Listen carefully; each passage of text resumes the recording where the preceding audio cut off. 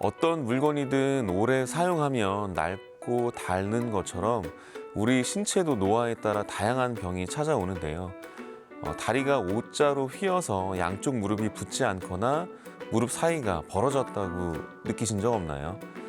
이렇게 다리 모양이 변형됐다는 건 관절 건강에 문제가 생겨서 점차 나빠지고 있다는 신호일 수 있습니다. 안녕하세요. 정형외과 전문의 문상영 원장입니다.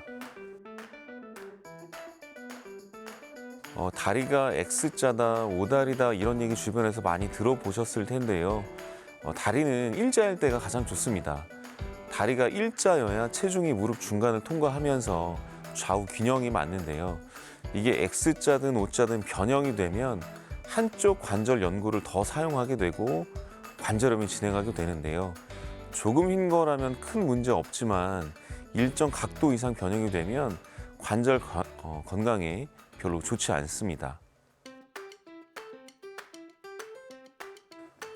오다리의 경우 서서히 진행돼서 그 변화를 눈치채기 힘들어서 본인도 모르는 사이에 이제 오다리가 많이 진행된 경우가 있습니다. 평소보다 키가 조금 줄어든 것 같거나 이유 없이 발목을 자주 삘 경우에 이런 경우에는 자가 진단을 통해서 확인해 보시는 게 좋겠습니다. 양 발과 발목을 붙이고 섰을 때 무릎 사이에 주먹이 들어갈 정도로 공간이 빈 경우나 무릎이 정면이 아닌 측면으로 틀어진 경우, 일상생활 중에 치마가 자꾸 한쪽 방향으로 돌아가서 수시로 온 매무새를 가다듬어야 하는 경우라면 병원에 방문해서 엑스레이로 확인을 받으시는 게 좋겠습니다. 어린아이의 경우라면 대표적으로 영양결핍성 구루병과 유아경골 내반증이 있습니다. 이 외에도 국소 섬유연골 이형성증과 각종 골 이형성증이 다리를 휘게 할 수 있습니다. 이 중 영양결핍성 구루병은 생후 6개월이 지났는데도 모유만으로 수유를 하거나 햇볕을 많이 쐬지 못하는 경우에도 생길 수 있으니 이런 상황은 피해야 하겠습니다. 어른의 경우라면 다리가 휘는 대표적인 원인은 퇴행성 관절염이 있습니다. 보통 퇴행성 관절염은 무릎 안쪽부터 생기는 경우가 많은데요. 연골판이 찢어지고 연골이 얇아지면서 내측 관절 공간이 점점 좁아지게 됩니다. 외측은 높이가 유지되는데 안쪽이 좁아지다 보니까 다리가 바깥쪽으로 휘면서 O자 모양으로 변형이 되게 됩니다. 오다리의 가장 큰 문제는 관절염입니다.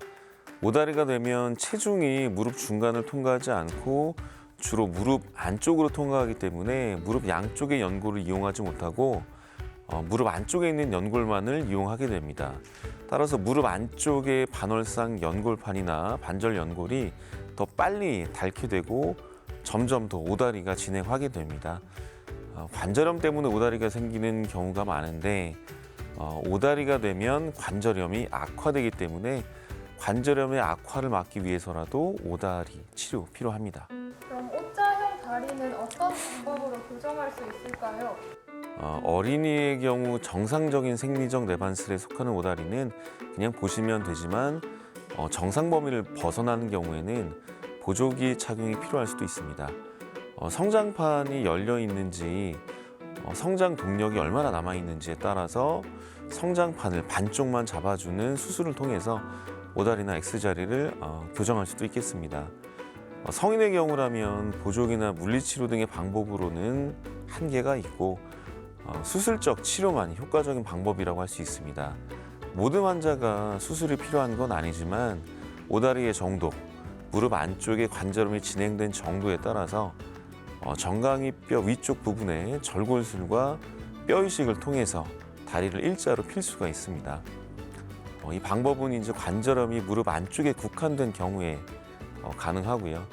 오다리가 진행돼서 관절염이 무릎 바깥쪽까지 진행된 경우라면 다리를 피는 절골술은 가능하지 않고 인공관절 치환술로 무릎을 펴야 하는데 인공관절 치환술은 최소 만 65세는 지나서 하는 것이 좋겠습니다.